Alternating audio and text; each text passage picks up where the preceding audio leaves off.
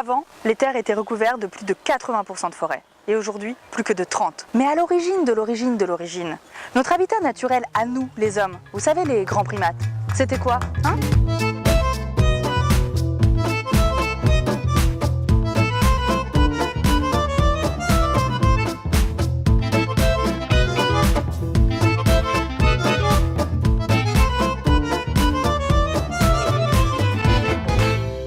Bonjour à tous! Aujourd'hui, sur les 4 millions de forêts dans le monde qu'il reste, vivent près de 500 millions de personnes. Et ça, c'est sans vous parler des sangliers, des insectes, de bambis et de tutti quanti. Mais ça tombe bien, parce que nous, une forêt grouillonnante de drôles de petits habitants, on vous en a trouvé une.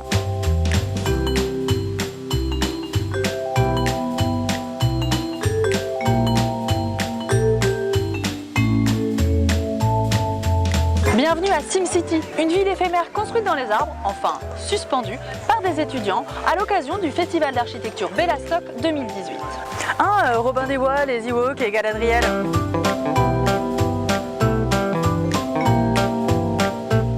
Bah ouais, parce que les petits plans dans les grands, c'est quoi? 1. Des voyages, parfois juste en bas de chez soi. 2. Des architectures, des habitats, souvent traditionnels, mais pas que. 3. Écologiques, rien que par leur bon sens. Et 4. Qui accessoirement pourraient nous sauver, nous et la planète.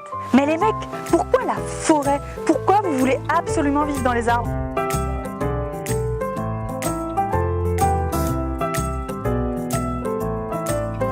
Alors vous allez me dire, c'est pour se protéger des prédateurs et de la vermine qui se balade au sol?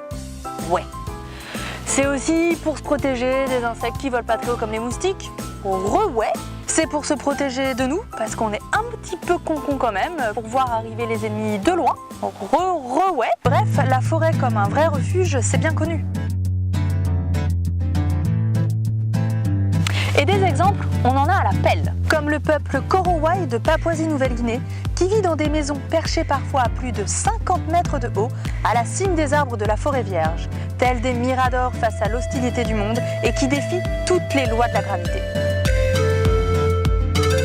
C'est pas pour rien que la plupart des tribus autochtones qui ont conservé encore aujourd'hui leur mode de vie ancestral vivent dans les forêts. C'est là qu'ils ont su se protéger jusqu'à aujourd'hui.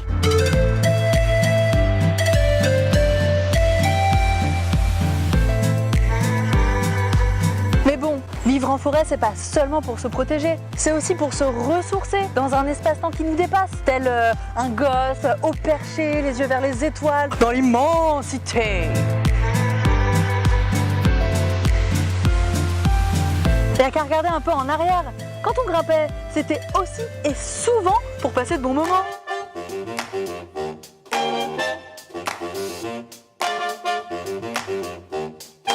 Les banquets dans les arbres de l'empereur romain Caligula, où ça descendonnait à cœur joie. Les réceptions des Médicis en haut de leur grand chêne, avec fontaine à eau et tunnel de branchage. Ou encore le tea time de la reine Victoria dans son bel arbre vieux de 600 ans. Ou encore mieux, le chic parisien du 19e siècle, des guinguettes au perché dans les châtaigniers du Plessis.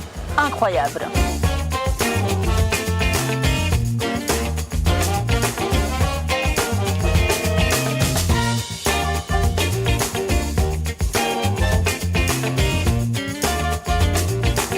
Mais ce sentiment de bien-être n'est pas seulement philosophique, il est bien réel, les études le prouvent. Vivre au rythme de la nature et des saisons, vivre au son des arbres et des animaux, vivre avec le vivant ou dans le vivant, réduirait le stress, favoriserait l'activité physique et favoriserait également les liens sociaux entre les hommes.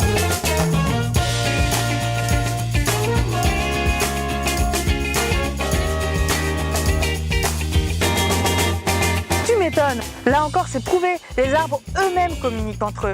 Ils sont dotés d'une certaine intelligence et d'une certaine sensibilité entre mémoire et entraide. Bah ouais mec, certains arbres sont capables, s'il fait très chaud qu'il y a le feu, de lâcher leur gaz inflammable de l'intérieur vers l'extérieur pour se protéger et prévenir les copains.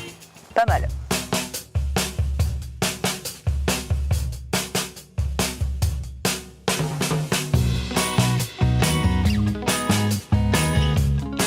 Mais adopter ce mode de vie, c'est avant tout pour être connecté avec la nature et profiter de ses super pouvoirs. Et ça, l'arbre, il en a plein. Je vais pas vous faire un cours de bio, mais bon, quand même. Grâce à la photosynthèse, l'arbre est capable de transformer l'énergie solaire en oxygène, et ce, à grande échelle. Et ça, c'est badass. C'est pas pour rien qu'on dit que les forêts, c'est les poumons de la planète. puis l'arbre, il est capable d'absorber le CO2 présent dans l'air et de le garder prisonnier, même une fois coupé. C'est simple, toutes les forêts du monde réunies sont capables d'absorber 40% du CO2 que nous produisons. Et Dieu sait si on en produit. Il suffit de 1 mètre cube de bois pour emprisonner 1 tonne de carbone. Et au passage, il filtre 1 ou 2 polluants en plus qui viennent de l'air, de l'eau ou du sol.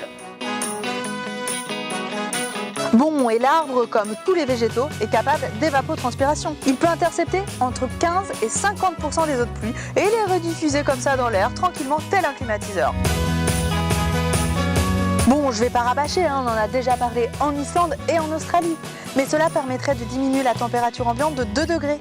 Tu les vois, les objectifs de la COP21 ou pas ? Et en parlant de réchauffement climatique, rien de tel que l'ombre d'un bel arbre en plein été, qui en plus pour certains ont la qualité de perdre leurs feuilles en hiver pour nous laisser passer le soleil.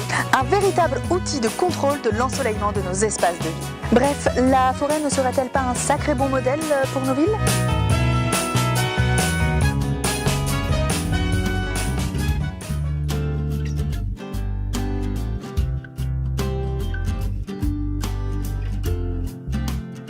Mais on y construit quoi et comment dans nos forêts? Parce que bon, il n'y a pas que les cabanes dans la vie. Aujourd'hui, on peut utiliser des techniques et des matériaux encore plus audacieux et encore plus légers, en s'inspirant des scientifiques, des sportifs, des artistes, pour aller encore plus haut, encore plus loin. Par exemple, à Belastop, les étudiants ont pour seul matériel, quoi? Un réseau de sangles sur lequel fixer leur plancher. Les arbres ont évidemment été au préalable aubanés et protégés par des tissus ou moquettes, ce qui permet à la sève de continuer à circuler. Des filets qu'ils peuvent coudre aux sangles grâce à des cordes et des ficelles pour faire leur plancher.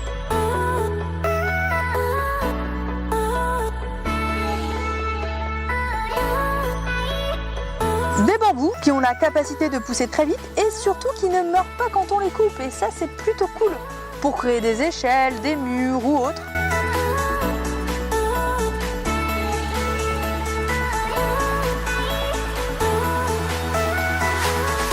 Et enfin, de la toile de parapente pour s'abriter.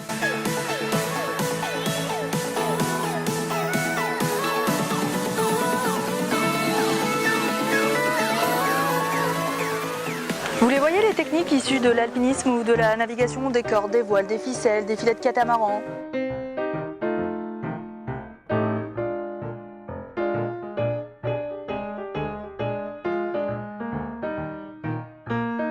Mais un projet a retenu toute notre attention, et pour cause. Il s'agit du radeau des cimes de l'inventeur et architecte Gilles Ebersold, qui est comme par hasard le parrain de ce festival.